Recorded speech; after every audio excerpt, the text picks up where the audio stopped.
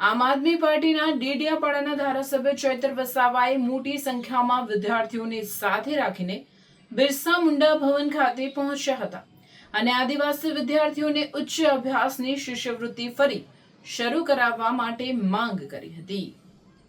આ મુદ્દા પર ધારાસભ્ય ચૈતર વસાવાએ મીડિયા સમક્ષ પોતાની વાત રજૂ કરતા જણાવ્યું કે મેડિકલ ડિપ્લોમા, ડિગ્રી, ફાર્મસી જેવા તમામ પ્રકારના ઉચ્ચ અભ્યાસક્રમો માટે ભારત સરકાર તરફથી પોસ્ટ મેટ્રિકની શિષ્યવૃત્તિની યોજના હતી।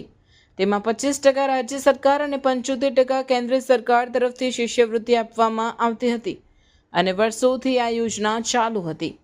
પરંતુ 28 ઓક્ટોબર 2024ના રોજ ભાજપની સરકારે એક પરિપત્ર બહાર પાડીને આ સ્કોલરશિપની યોજના બંધ કરી દીધી, જેના કારણે 60,000 જેટલા વિદ્યાર્થીઓએ અભ્યાસ પર ખરાબ અસર પડી।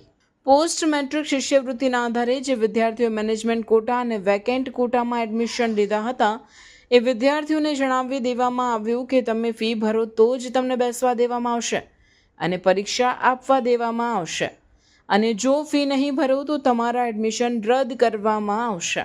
ધારાસભ્ય ચૈતર વસાવાએ વધુમાં જણાવ્યું હતું કે આ મુદ્દે ઘણા બધા વાલીઓને વિદ્યાર્થીઓ મારી પાસે આવ્યા અને રજૂઆત કરી। ત્યારબાદ અમે બિરસા મુંડા ભવન ખાતે આવ્યા અને વિધાનસભાનો પણ ઘેરાવ કર્યો અને આ મુદ્દે વિધાનસભાના ગૃહમાં પણ રજૂઆત કરી।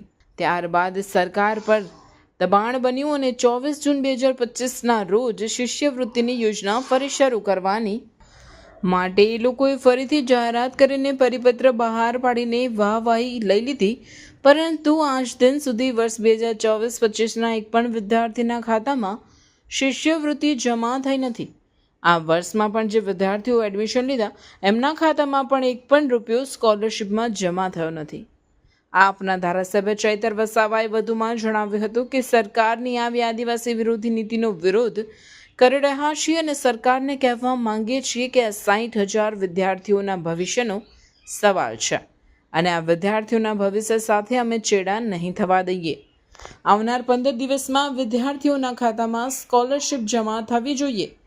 જો સ્કોલરશિપ જમા નહીં થાય તો 15 દિવસ પછી 9 ડિસેમ્બર વિદ્યાર્થીઓને સાથે રાખીને સચિવાલયનો ઘેરાવ કરીશું।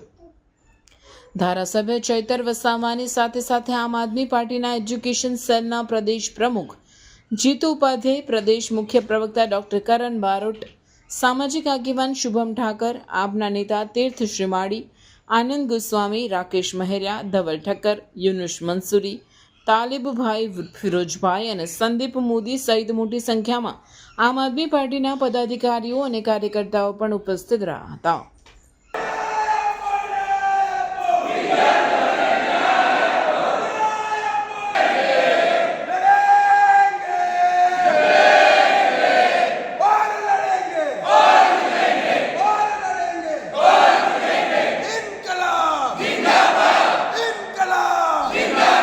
ગયા વર્ષે 28/10/2024ના રોજ ભારતીય જનતા પાર્ટીની આ ગુજરાત સરકારે ગુજરાતમાં એક પરિપત્ર બહાર પાડીને એ સ્કોલરશિપની યોજના બંધ કરી દીધી, જેના કારણે 60,000 જેટલા વિદ્યાર્થીઓના અભ્યાસ પર એની અસર પડી।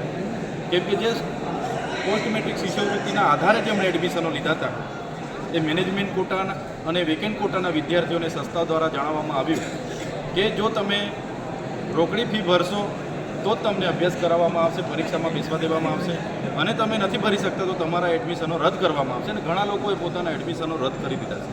ત્યારે આવી પરિસ્થિતિમાં વાલીઓ અને વિદ્યાર્થીઓ અમારી પાસે આવ્યા। અમે બિરસા મુંડા ભવને રજૂઆત કરવા માટે આવ્યા। વિધાનસભાનો પણ ઘેરાવો વિદ્યાર્થીઓ સાથે મળીને અમે બધાએ કર્યો અને સાથે વિધાનસભાના ગૃહમાં પણ અમે રજૂઆત કરી। ત્યારે સરકાર પર દબાણ બન્યું અને સરકારે 24 જૂન 2025ના રોજ એ શિષ્યવૃત્તિ યોજના પુનઃ બહાલ કરી કે અમે ચાલુ કરીએ છીએ। કેમ કે સામે કૃષિ મહોત્સવ, શાળા પ્રવેશોના કાર્યક્રમો હતા, એમને ખબર હતી કે ગ્રામ્ય વિસ્તારમાં વિરોધ થશે, એટલે એમણે પરિપત્ર બહાર પાડીને એમણે વાહવાહી લઈ લીધી। પણ આજ દિન સુધી 24-25ના એક પણ વિદ્યાર્થીના ખાતામાં એ પોસ્ટ મેટ્રિક શિષ્યવૃત્તિ જમા થઈ નથી અને આ 25-26નું વર્ષમાં પણ ઘણા વિદ્યાર્થીઓ એડમિશનો લીધા છે, એમના ખાતામાં પણ એક પણ રૂપિયો આજ દિન સુધી જમા થયો નથી। ત્યારે અમે સરકારને કહેવા માગીએ છીએ કે તમારા એક બાજુ કરોડો આદિજાતિ વિકાસ વિભાગના બજેટમાંથી કરોડો રૂપિયાના પ્રોગ્રામો ચાલે છે, વડાપ્રધાનના કાર્યક્રમો ચાલે છે, એમાં 500 કરોડ રૂપિયા તમે અહીંથી વાપરો છો। મુખ્યમંત્રીના પ્રોગ્રામો ચાલે છે, વિકાસ મહોત્સવ ચાલે છે, અમૃત મહોત્સવ ચાલે છે. તમારા ગૌરવ યાત્રામાં તમે કરોડો રૂપિયાના પોસ્ટરો, બેનરો, 2,000ની ડીશો તમે જમી જાઓ છો. તો આદિવાસી વિદ્યાર્થીઓ ભણે, એમની શિષ્યવૃત્તિ કેમ તમે આપતા નથી? એમના શિષ્યવૃત્તિ માટે તમારી પાસે બજેટ નથી એવું તમે જણાવો છો. ત્યારે અમે આ જે સરકારની આદિવાસી વિરોધીની નીતિ છે એનો અમે સખત શબ્દોમાં વિરોધ કરીએ છીએ અને સરકારને કહેવા માંગીએ છીએ આ 60,000 વિદ્યાર્થીઓના ભવિષ્યનો સવાલ છે. એમના ભવિષ્ય સાથે અમે ચેડા નહીં ચલાવીશું. આવનારા દિન 15માં 24-25માં એડમિશનો લીધેલા વેકેન્ટ કોટા અને મેનેજમેન્ટ કોટાના વિદ્યાર્થીઓની સ્કોલરશીપ જમા થઈ જવી જોઈએ. અગર જમા નથી થતી તો દિન 15 પછી અમે 9મી ડિસેમ્બરે ગાંધીનગર ખાતે વિદ્યાર્થીઓને આહ્વાન કરીશું. આજે પરીક્ષાઓ હોવા છતાં સ્વયંભૂ વિદ્યાર્થીઓ આવ્યા છે. તે વખતે પરીક્ષાઓ નથી, હજારોની સંખ્યામાં વિદ્યાર્થીઓ આવશે.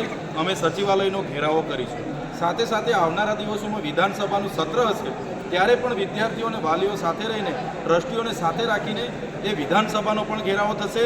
આવનારા દિવસોમાં જો સ્કોલરશીપ જમા નથી થતી તો આદિજાતિ વિસ્તારોમાં જેટલા પણ સરકારી કાર્યક્રમો હશે એનો વિરોધ પણ થશે અને એનો બહિષ્કાર પણ થશે.